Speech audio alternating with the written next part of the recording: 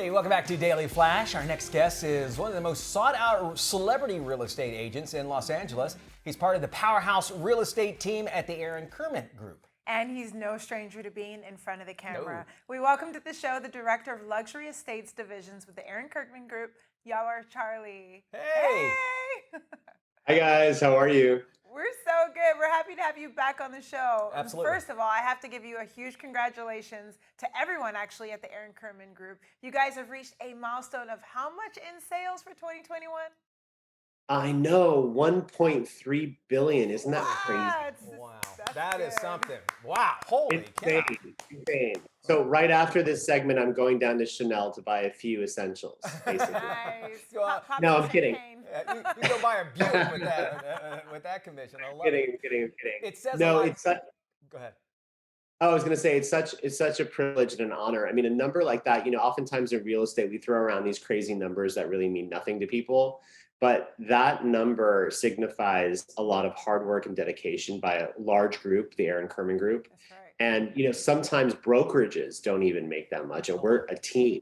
We're not a brokerage, and so it's really wonderful that we have such success and such hardworking team members. And I'm excited to be a part of that. And people trust in you too. If you think about it, when you put your home up for sale, you're selling a lot of memories too that you had in there, Right. and so they're placing it in your hands, saying, "Listen, this is something that meant a lot to me," and you're giving it to them, and then be able to make a profit of it. Hopefully, is be able to do that. Let's talk about the luxury real estate. What is it about it that we all love to watch these luxury real estate shows on television?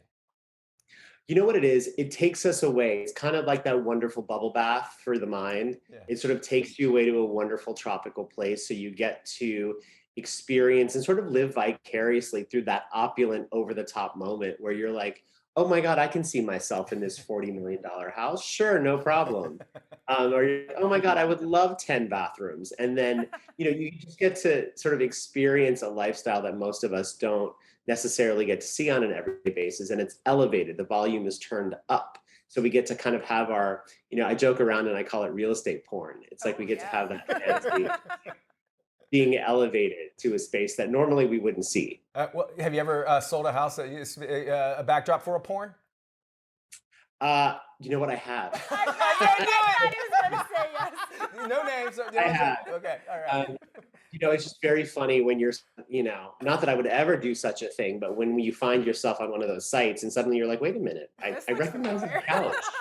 Wait, I know that yard. I know that view. Very funny. Tile.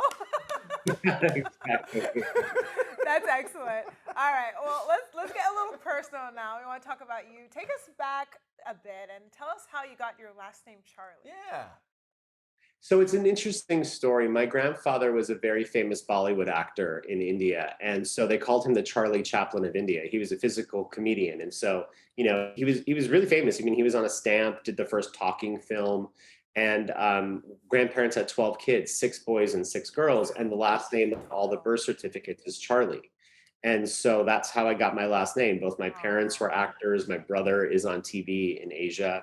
And then there's me. So that's how I got my I love it. Wow. Well, speaking of, you're actually no stranger for being in front of the camera. You're actually in a real estate reality show called American Dream LA. What was that all about?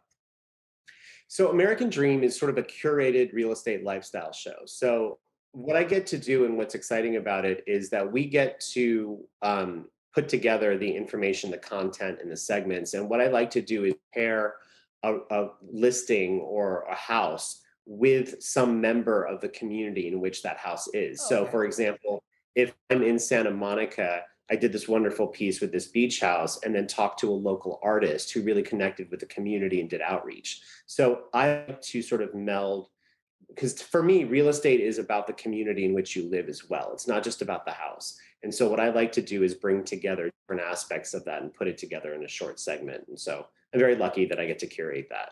Oh, that's very good. Okay, well, I'm going to get a little more personal if you don't mind. You're married, but you and your husband set the marriage bar pretty high when you got married by Madonna at the Grammy Awards.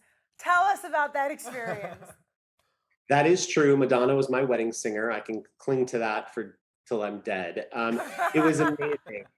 It was really, really amazing. It was the year after marriage equality was passed, and the producers of the Grammys wanted to do a huge wedding, mainly with same-sex couples, but there were some straight couples there as well. And we were chosen, and for me, it was very important if we did this to have. It was a really great moment of respect, and I wore a traditional South Asian dress, like a kurta is what it's called. And my husband's from central Pennsylvania, was in this beautiful tuxedo. And there's a photo of us, a photo that's on the screen. The photo of us got snapped, and it ended up being sort of like the face of the ceremony. And Diane Sawyer did her newscast with it. It was on the cover of the LA Times. Oh, cool. It was just everywhere. And it was just a really special moment. And, I joke around that I'd manifested that Madonna would sing at my wedding since I was 12 years old. And it actually happened. That So is true. that was kind of wild. Amazing. I love that. Nice little fairy tale. Yeah, that bar has been taken up pretty high. All righty. Since we have you here, we have a segment. It's called What's That Mean? So since we have you here, we want to learn some of these terms that we might not know anything about. First off, what is escrow? So escrow is the period when you make an offer on a house, the house has been accepted, and escrow is the time period that kind of everything happens. Okay. So you have a loan, you go through that period. An appraisal happens during that period. Your buyer investigations, where you really get under the hood of the house, do your investigation, see the house, consult your astrologer if you live here in LA, make sure that the house really fits your needs. So you have that time period, which is called escrow. And that's the time period where all of that stuff happens. At the end of the escrow period, you close on the house and the house becomes yours. You are staying in escrow. We want to keep you in escrow if you don't mind. Can you stick around? We're going to talk about celebrity houses. Absolutely. All right, stick around. We'll do that a little bit later on in the show. We got more Flash coming up.